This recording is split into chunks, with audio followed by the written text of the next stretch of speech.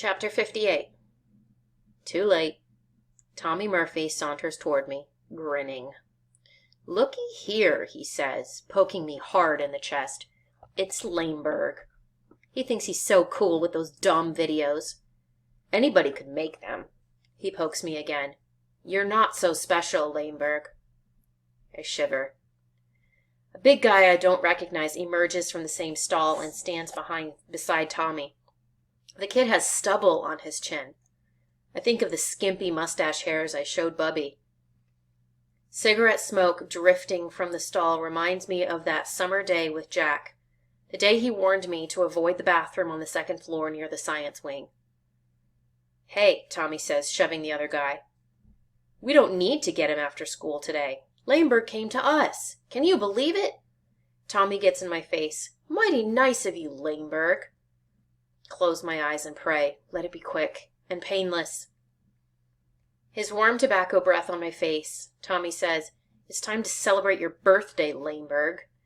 "Yeah," the other guy says. "Happy birthday." Tommy's so close to my face, I see rubber bands stretching between his braces. I feel cold, hard wall pressed against my back. And I hear something.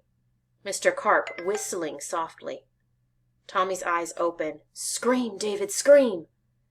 I don't even breathe as I hear Mr. Karp's whistling get softer and softer, and then nothing. Tommy presses his lips together, and there are hands on my arms and shoulders. They drag me to the stall door.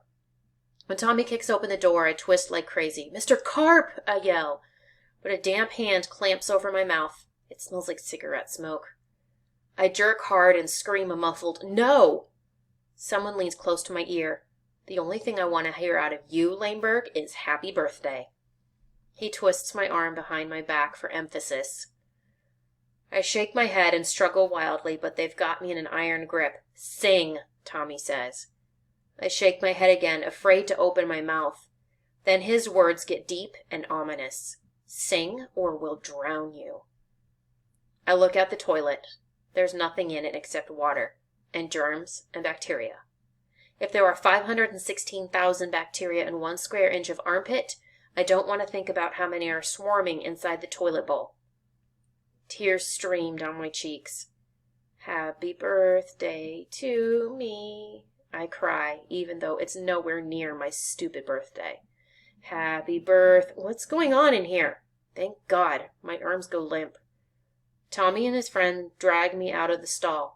It's the big guy who wears funny t-shirts. When he sees me, his eyes open wide. "Hold on, kid, I'll get help," and he runs out of the bathroom.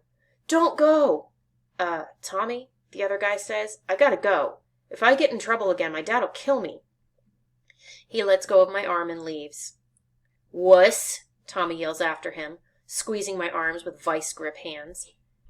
He looks toward the stall and grunts, "Let's get this done." "No!" I scream. "Get off me!" Even though I flail and kick, Tommy forces me back into the stall. His hands on my upper arms, his body pressed against my back until I'm facing the toilet. "No!" "Got to," Tommy says, squeezing my arms so it feels like his fingers are boring holes through my bones. "I owe you." In one swift motion, Tommy grabs the back of my neck and shoves my head into the water, then flushes.